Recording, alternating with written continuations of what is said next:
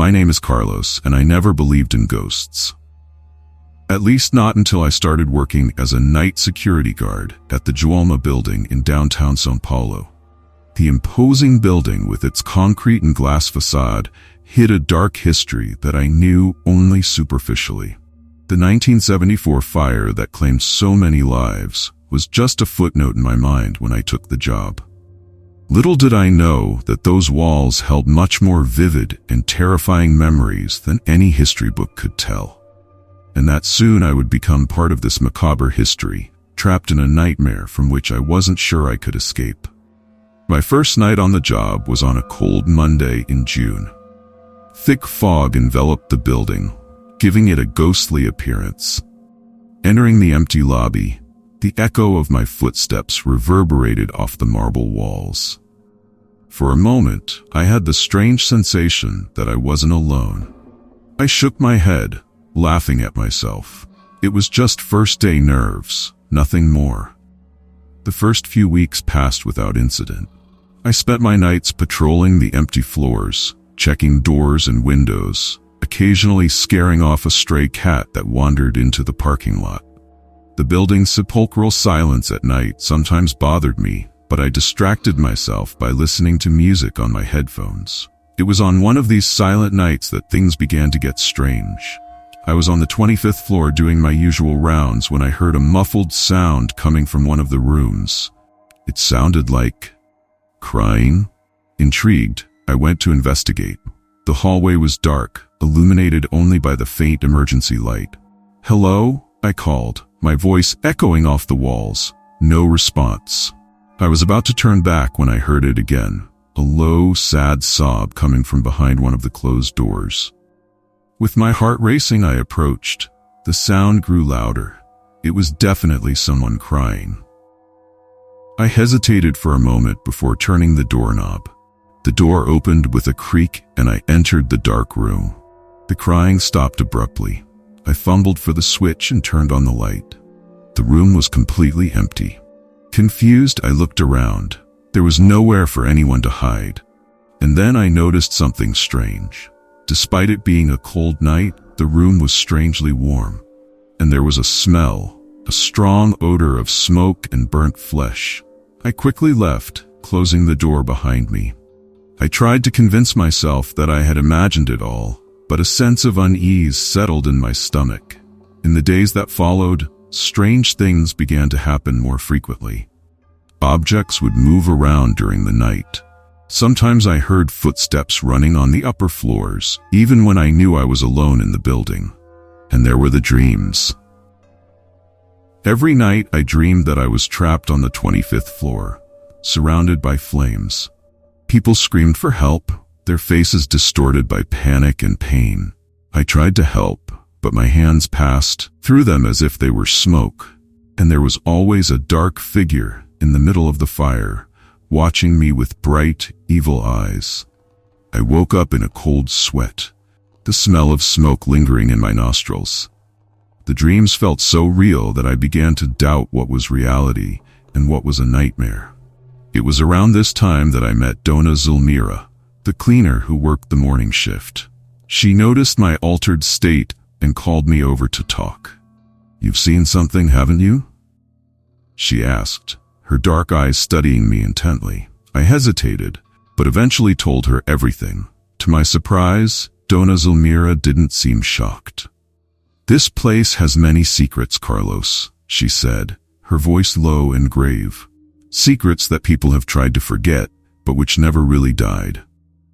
Dona Zulmira told me about the horrors of the fire, how people were trapped on the upper floors, some jumping to their deaths to escape the flames. And she spoke about a man named Augusto, an employee who, according to rumors, had caused the fire deliberately.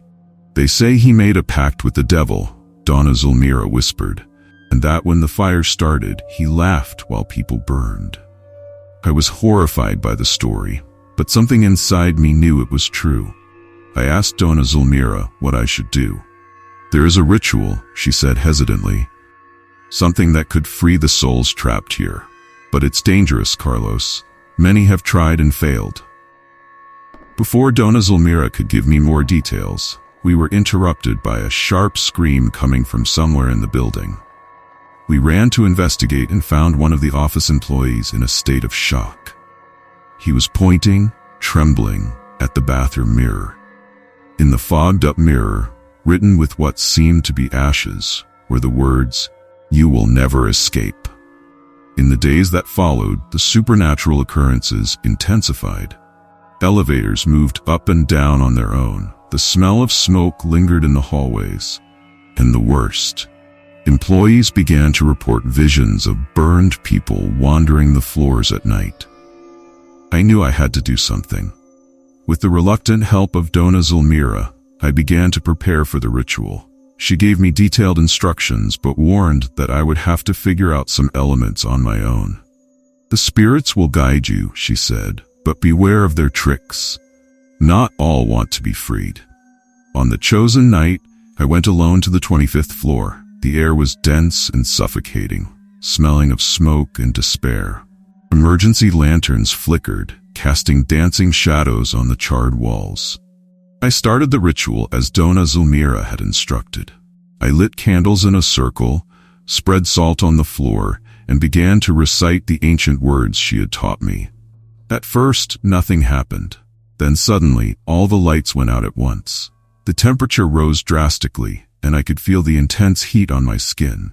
Screams began to echo around me, desperate voices pleading for help. Shadows moved on the walls, taking on human forms distorted by pain. And then I saw him. Augusto. He materialized in the center of the circle, his body partially burned, his eyes glowing with a malignant light. "You came to free us," his voice was like crackling embers. "But the price is high, Carlos. Are you willing to pay it?" I swallowed hard, remembering Dona Zulmira's warning. "What is the price?" I asked, my voice trembling. Augusto smiled, a cold, joyless smile. "Your life for our freedom, a living soul to free the dead." I realized then the true horror of the situation. To free the spirits, I would have to join them, die in this hell so that they could move on. For a moment, I considered running. But then I remembered all the suffering, all the pain that those souls had endured. Could I really leave them trapped in this purgatory for more decades? With a heavy but determined heart, I nodded. "I accept." Augusto's smile widened impossibly. He and the other shadows advanced, their ethereal hands reaching out towards me. I felt intense heat envelop me, as if I were being consumed by invisible flames. There was a blinding flash of light, and then darkness. When I opened my eyes, I was standing in the lobby of the Joelma Building. The place was full of people, bustling back and forth. For a moment, I thought it had all been a nightmare. But then I noticed something different. People passed by me as if I wasn't there. And when I looked at my hands, I could see through them. I staggered out of the building, my mind in turmoil. The world outside seemed normal, but I was no longer part of it. I was dead? In the days that followed, I realized I had fundamentally changed. I could see and hear things that no one else could. The ghosts of the Joelma Building were no longer mysterious to me. I could see them clearly, converse with them. But the price was high. I was trapped between worlds, unable to move on, but also unable to fully interact with the living. And then one night, I saw a familiar face. Dona Zulmira was standing in the lobby, watching me, but there was something different about her now. A supernatural glow in her eyes. She smiled, a smile that wasn't entirely human. "Welcome to the other side, Carlos," she said. "You did better than most." That's when the terrible truth hit me. Dona Zulmira wasn't just a cleaner. She was the guardian of this place, the jailer of lost souls, and I was her newest acquisition.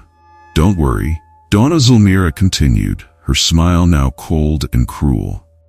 "You'll have many years to get used to it. And who knows, maybe one day you'll take my place." And so my new existence in the Joelma Building began. Trapped between life and death, past and present, I roamed the floors, sometimes helping lost spirits move on, other times scaring the living to keep them away from the building's dark secrets. The guards and employees see me as a fleeting shadow, a figure in the corner of their eye. Some are afraid, others pretend not to see me. Few suspect the truth, that I am the reluctant guardian of this place's horrors. Sometimes when the night is particularly silent, I wonder, did the spirits I helped to free find peace? Or, like me, did they just trade one prison for another?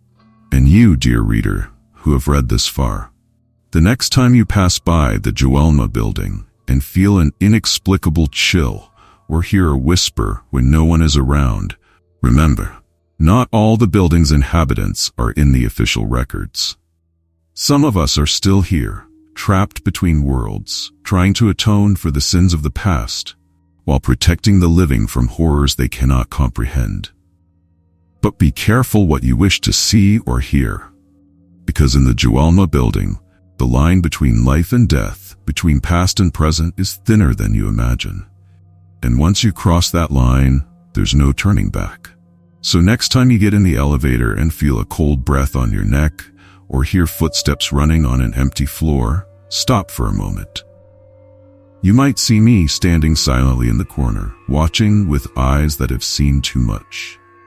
And maybe, if you look closely, you'll see the burn marks on my transparent skin. The price I paid to keep the horrors of the past imprisoned so the rest of the world can move on. Welcome to the Joelma Building, where the fire never really went out, and where the shadows of the past dance eternally on the walls charred by time.